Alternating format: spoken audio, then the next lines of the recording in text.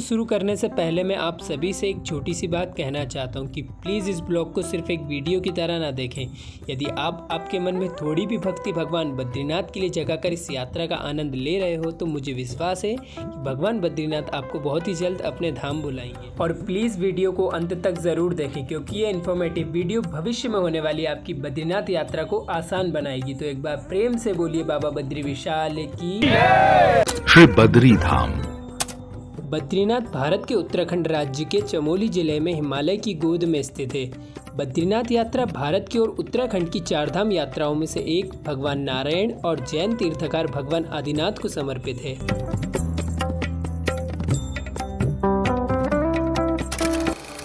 ऋषिकेश उत्तराखंड की चारधाम यात्रा के साथ साथ हेमकुंड साहिब, पंच केदार, पंचप्रयाग और देवभूमि के अनेकों तीर्थधामों का मुख्य द्वार है ऋषिकेश। 4 सितंबर शाम 4 बजे तक हम पहुंच चुके थे ऋषिकेश। ऋषिकेश की धरा पर कदम रखते ही हमारी धड़कनें तेज़ होने लगी थी क्योंकि ऋषिकेश से हमारा पुराना रिश्ता जो है। तो अभी हमें राम झूले पर, बस स्टैंड से हम सीधे राम झूले पर आए। थोड़ा सा पैदल भी चलना पड़ा है। पैदल चलने की वजह से बहुत ज़्यादा थकावट हो रही है, लेकिन जैसे ही गंगा मैया के दर्शन करें सारी थकान उतर गई है। ये पीछे हमारे साथी आ रहे हैं। जय गंगे मैया। संडे की वजह से क्राउड बहुत है और ये आप व्यू देख रहे हैं गंगा मैया का प्रचंड रूप। वहाँ सामने है परमार्थ निकेतन घाट, हमें वहीं जाना है।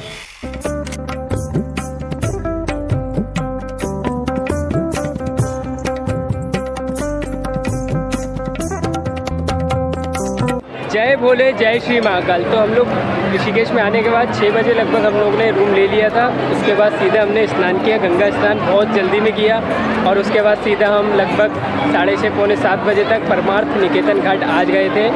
आरती हो चुकी थी लेकिन फिर भी बहुत मज़ा आया क्योंकि स्पेशली आज कैलाश खेर जी आए थे। यहाँ पर भजन संध्या चली थोड़ी देर, तो हमें मज़ा आया, डांस वगैरह भी किया। और अभी ये शिव जी पीछे हैं हमारे। जय भोलेनाथ। अभी हम हैं जानकी सेतु पर। ये गंगा जी और बारिश थोड़ी सी कम हो चुकी है तो हम निकल रहे हैं अपने होटल की ओर और पूरा भरपूर आनंद उठा रहे हैं हम लोग बारिश का। ये है हमारे अमित भाई। यात्रा का और प्रभु की कृपा ऐसी बनी रहे तो आगे की भी यात्रा बहुत आनंदमय रहेगी। तो कल की यात्रा का कुछ रूपरेखा बताइए अमित भाई। कल की यात्रा की रूपरेखा की हमारी कुछ इस प्रकार से योजना है कि कल सवेरे हमारी 6 बजे बस रहेगी, तो सुबह जल्दी होटल छोड़ करके 6 बजे वाली बस पकड़ना है और सीधे हमें बद्रीनाथ धाम पहुंचना है। ये अभी हमारा आगे की योजना का मुख्य बिंदु है। अभी लोग तो नहीं है हमारे साथ क्योंकि हम खाना खाने निकले थे होटल के बाहर। तो खाना खाने के बाद सब लोग होटल चले गए। हम लोग कल के लिए ट्रैवल वगैरह का इन्फॉर्मेशन लेने इसलिए हम बाहर निकले थे, बस स्टैंड साइड आए थे। फिर हमने इस्कॉन टेम्पल घूमा। इस्कॉन टेम्पल में बहुत टाइम स्पेंड किया। वहीं से बारिश स्टार्ट हो गई थी इसलिए हम वहाँ रुक गए थोड़ी देर। फिर अब बारिश कम हुई है तो अब हम जा रहे हैं अपने होटल की ओर। 5 सितंबर को हम सुबह 5 बजे रूम चेकआउट करके वापस आ गए ऋषिकेश बस स्टैंड। अगर आप चारधाम के लिए ऋषिकेश, हरिद्वार कहीं से भी अपनी यात्रा शुरू करते हैं तो आपको बस, टैक्सी के लिए बहुत सारे ऑप्शन मिल जाएंगे। और अगर आप अपने प्राइवेट व्हीकल से बद्रीनाथ जाना चाहते हैं तो भी आपको कोई परेशानी नहीं आएगी। हमने भी सुबह 6 बजे की बस से 600 रुपये में दोस्ती का हाथ बढ़ाया और सफ़र का पूरा आनंद लेने के लिए ड्राइवर के पास वाली सीट पर जाकर बैठ गए। ऋषिकेश से बद्रीनाथ की दूरी 295 किलोमीटर है और रास्ता पूरा पहाड़ी है, इसलिए हम जानते थे कि टाइम तो बिल्कुल भी फ्रेंडली नहीं होगा।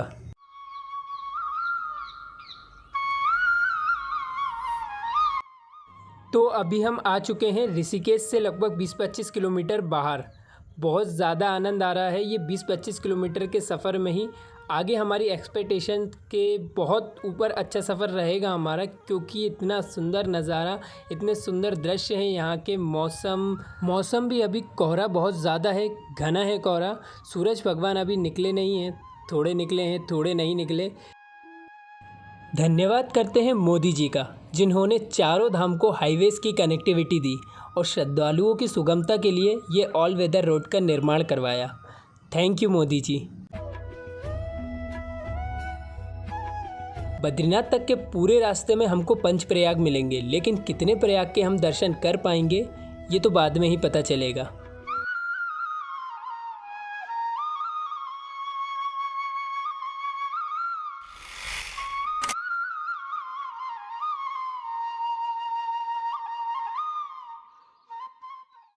तो अभी हम उतरे हैं, हमारी बस रुकी हुई है नाश्ते के लिए। व्यासी गंगा, व्यासी जगह का नाम है। यहाँ गंगा जी को व्यास जी के नाम से जोड़ा गया है। इस जगह को इसलिए व्यासी बोलते हैं।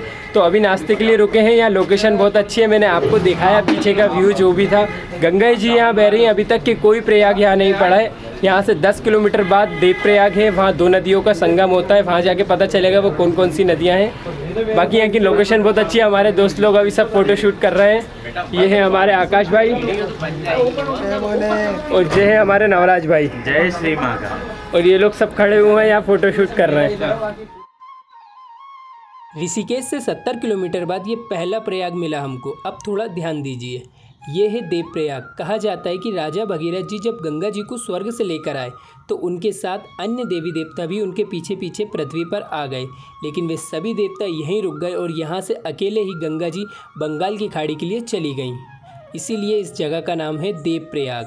वहाँ से जो आ रही है धूमिल रंग में वो है अलकनंदा, जो बद्रीनाथ धाम के सतोपंथ हिमनाथ से आ रही है। और ये वाली है भागीरथी, जो गंगोत्री के हिमनाथ से आ रही हैं। इस प्रयाग की खास बात यह है कि इन दोनों नदियों के संगम के बाद ही गंगा जल का उदय होता है। देव प्रयाग से 40 किलोमीटर बाद आदि शक्ति का एक ऐसा अलौकिक धाम है जिनकी कृपा और क्रोध दोनों ही यहाँ के निवासी साक्षात रूप से देख चुके हैं। अब थोड़ा ध्यान से सुनना। अलकनंदा नदी में स्थित इस मंदिर में माता धारी देवी विराजमान है। धारी देवी को उत्तराखंड की संरक्षक देवी कहा जाता है और ये ऐसी चमत्कारिक मूर्ति है जो दिन भर में अपना 3 बार रूप बदलती है। सुबह कन्या का, दोपहर में एक युवती का और शाम में एक बूढ़ी महिला का। ऐसा कहा जाता है कि 2013 में जो केदारनाथ बाढ़ आपदा आई थी वो धारी देवी के क्रोध का ही परिणाम था, क्योंकि 16 जून 2013 में धारी देवी को उनके मूल स्थान से हटाया गया था और उसके कुछ ही घंटे बाद केदारनाथ में बाढ़ आपदा आ गई थी।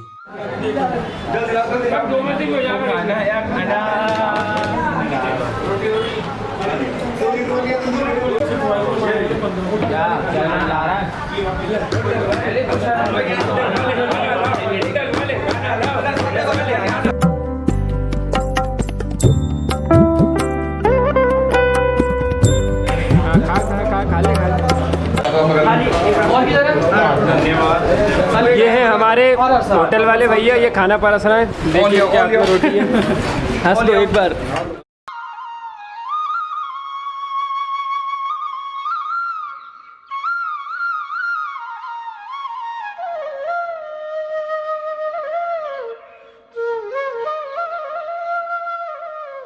बज रहे हैं दोपहर के 3 और हम पहुंच चुके हैं चमोली। मतलब चमोली हमने पार कर दिया है। अभी हम रुके थे पीपल कोठी पर, वहाँ हमने दोपहर का खाना खाया है और सभी लोगों के साथ खाना खाने के बाद बस रुकी थी, आधा घंटा रुकी थी। बहुत जल्दी में खाना खाया। अब हमारे लगभग 3 घंटे और लगेंगे यहाँ से बद्रीनाथ पहुँचने में। जोशीमठ यहाँ से रह चुका है लगभग 50 किलोमीटर और शायद हम लोग 6 बजे तक पहुँच जाए बद्रीनाथ पहुँचने के बाद हम सीधे रूम लेंगे, रूम अरेंज करेंगे और फिर शायद थोड़ा बहुत घूमेंगे भी। अभी हमें चमोली में और दृश्य बाहर के इतने सुंदर हैं, सब कुछ बहुत अच्छा मज़ा आ रहा है। थकान पूरी उतर चुकी है।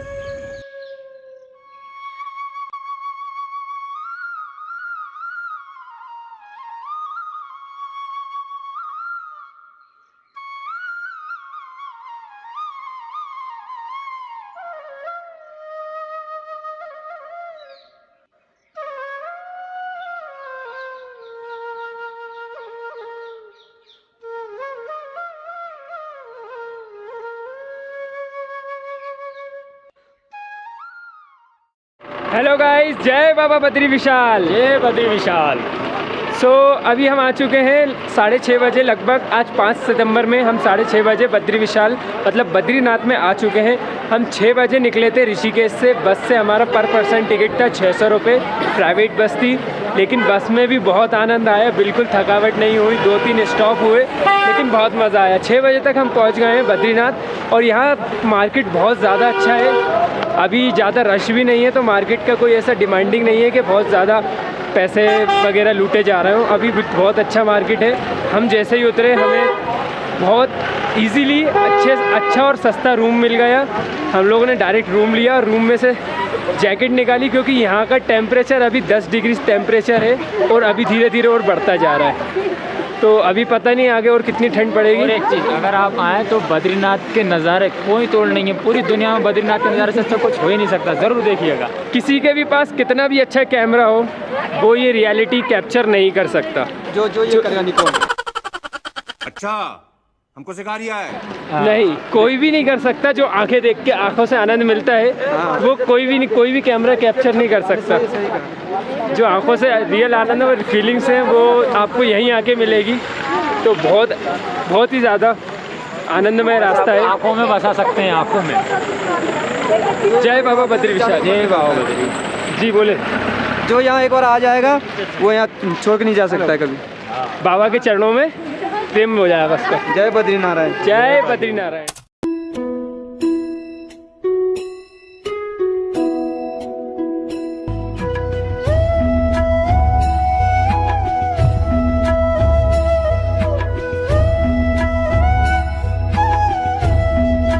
तो हम रूम में बैग वगैरह रख के निकले थे भ्रमण करने बद्रीनाथ में। तो घूमते घूमते हम आ गए बाबा बद्री विशाल के मंदिर के सामने। अभी ब्रिज के सामने बिल्कुल खड़े हुए हम। हमारे जस्ट पीछे बाबा बद्री विशाल का मंदिर है। तो बहुत अच्छा लग रहा है। ठंड जैसे जैसे समय बढ़ता जा रहा है, रात्रि होती जा रही, ठंड बढ़ती जा रही है। और हमारे साथ अभी सब लोग तो नहीं है, लेकिन हम कुछ लोग के साथ आए थे। तो ये सब हमारे बोलो बाबा बद्री विशाल की जय। सबके साथ तो नहीं है अभी, लेकिन हमारे 4-5 फ्रेंड हैं। तो अभी हम आए थे, अभी मतलब हम बाबा बद्री विशाल के सामने खड़े हुए हैं। दर्शन तो अभी नहीं करेंगे, सुबह करेंगे आरती के साथ।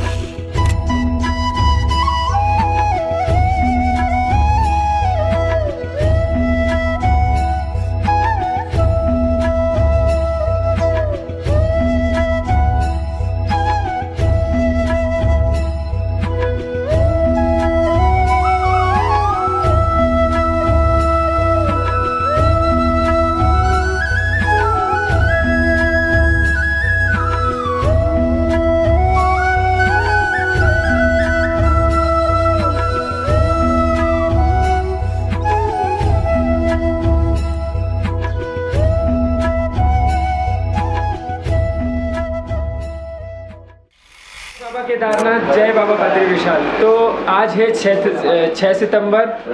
कल रात को जब हम सोए थे तो हम प्लान बना के सोए थे कि हम सुबह 6 बजे उठेंगे और बाबा बद्री विशाल के दर्शन के लिए वहीं नहाएंगे तप्त कुंड में और वहीं दर्शन करेंगे। लेकिन हमारे जो दूसरे रूम में सो रहे थे वो दोस्त लोग निकल चुके हैं। हम लोग अभी उठे जस्ट 8 बजे। 8 बज चुके। तीनों आरतियाँ जो होती हैं बाबा बद्री विशाल की वो मिस हो चुकी है हमसे। ठीक है, लेकिन हमारी नींद पूरी हो गई। 2 दिन से थके हुए थे तो अच्छा लग रहा है। तो अभी मैं होटल के गेट पे खड़ा हूँ और मेरे होटल के सामने का जो नज़ारा है, दृश्य है, जो व्यू है आप लोगों को दिखा रहा हूँ। इतना शानदार व्यू है। मैं जैसे ही गया, मैं भक्तों को वापस से अंदर कैमरा लाया। मैंने कहा भाई इसको कैप्चर करूँगा। तो आप लोग भी ज़रूर देखिए। तो कल जब हम रास्ते में आ रहे थे हमें बहुत अच्छे अच्छे नज़ारे मिले। नदियाँ पूरी मिल रही हैं, पूरी नदियाँ मिली हैं, पूरे अच्छे बड़े बड़े पहाड़ मिले। लेकिन यहाँ आने के बाद दृश्य कुछ अलग ही बदल चुका है। आप पहाड़ देख रहे हैं, हम पहाड़ जैसा लग रहा है। पहाड़ बिल्कुल हमारे बहुत ज़्यादा समीप है, बहुत ज़्यादा पास है और बहुत अच्छा लग रहा है यहाँ देख के। आप खुद मेरे पीछे का नज़ारा देख सकते हैं। धूप ज़्यादा है, मैं आपको लाइट कम करके दिखाता हूँ। तो अभी आप मेरे पीछे का नज़ारा देख सकते हैं। ये मेरे होटल के बाहर के जस्ट पीछे का नज़ारा है, आप खुद दिख रहा होगा। मतलब यार इतने विकराल पहाड़। ये मेरे होटल के सामने का बिल्कुल नज़ारा है।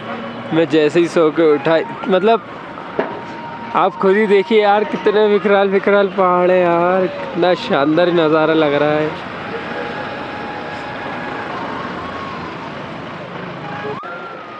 तो अभी हम होटल से बाहर निकल चुके हैं और अब हम जा रहे हैं बाबा बद्री विशाल के दर्शन के लिए।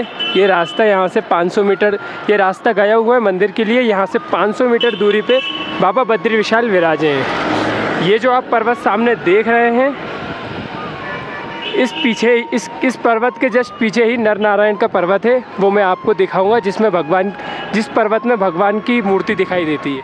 सो गाइस, यही सामने वो पर्वत है जो सोते हुए भगवान नारायण का सिर है, मुंडी है। ये आप इस साइड की जो पोर्शन है, ये है भगवान का मुकुट। ये यहाँ से आँख होते हुए ये नाक, और ये पूरा उनका चेहरा। शायद आपने नर और नारायण की कहानी सुनी होगी, जो भगवान विष्णु के अवतार थे और जिन्होंने 1000 वर्ष तक भोलेनाथ की तपस्या की थी। ये दोनों पर्वत उन्हीं के नाम से जाने जाते हैं। तो ये इन भैया ने हमें रात में बताया था कि ये भगवान नर का पर्वत है और ये पीछे नारायण का पर्वत है। भैया आप कहाँ से? मैं उत्तराखंड से जी। चमोली से जी। तो मैं यहाँ टोपी का व्यापार करता हूँ जी। 6 महीने इधर रहता हूँ, 6 महीने जो है नीचे बहुत चला जाता बहुत अद्भुत।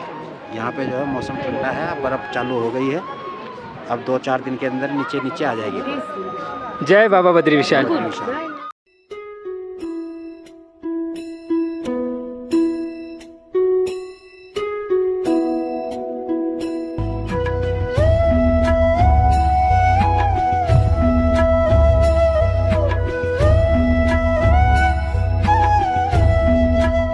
तो जैसा कि मैंने कल भी बताया था कि यहाँ का मार्केट बहुत अच्छा है, किसी चीज़ की कोई प्रॉब्लम नहीं है। खाने पीने और बाकी ये सब चीज़ें जो यहाँ की फेमस है, वो सब चीज़ें बहुत अच्छी क्वांटिटी में और बहुत सही रेट में, बहुत ज़्यादा महंगा मार्केट नहीं है। मतलब अब हम आ चुके हैं मंदिर के बहुत समीप। बस हमें सरस्वती नदी का ब्रिज क्रॉस करके भगवान बद्री विशाल के पास जाना है।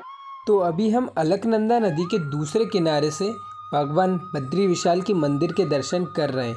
आप देख सकते हैं हमारे बीच में बस ये अभी अलकनंदा की दूरी है। इसके ब्रिज क्रॉस करने के बाद हम सीधे भगवान बद्री विशाल के मंदिर में प्रवेश करेंगे। बद्रीनाथ के इस मंदिर का पुनर्निर्माण आदि शंकराचार्य जी ने करवाया था। उसी के बाद चारधाम यात्रा पुनः प्रारंभ हुई थी। बद्रीनाथ मंदिर से जुड़ी कई रहस्यमयी कथाएं हमारे पुराणों में उपलब्ध है।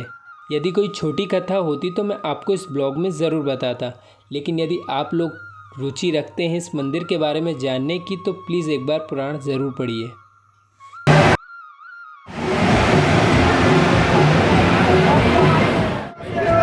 सितंबर का महीना है, अभी भी बहुत रश है यहाँ पर। तो अभी यहाँ सितंबर का महीना है, लेकिन फिर भी बहुत रश है, ठंड भी बहुत है। अभी लोकल लोगों ने हमें यहाँ बताया कि ऊपर बर्फ़बारी हो चुकी है, पीछे पहाड़ों पे नर पर्वत के पीछे, यहाँ पे भी कभी भी हो सकती है। और एग्जैक्टली दोपहर का टाइम हो रहा है, धूप अच्छी सीधे सूरज सर पे है, लेकिन फिर भी बहुत ठंड है यहाँ। बद्रीनाथ मंदिर के जस्ट नीचे और अलकनंदा नदी के किनारे ये है तप्त कुंड। तप्त कुंड अर्थात गर्म पानी के कुंड। यहाँ 2 गर्म पानी के कुंड है, जिसमें से हमेशा गर्म पानी निकलता रहता है।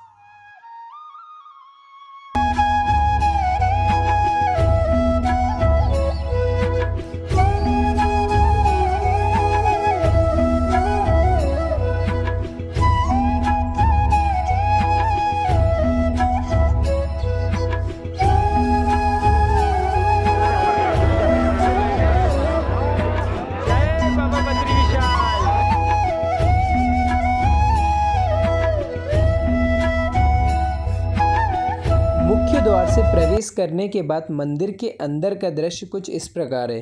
अंदर गर्भगृह में फ़ोटो वीडियो वर्जित है, लेकिन मैं आपको एक दुर्लभ फ़ोटो की सहायता से बाबा बद्री विशाल के दर्शन करवा रहा हूँ।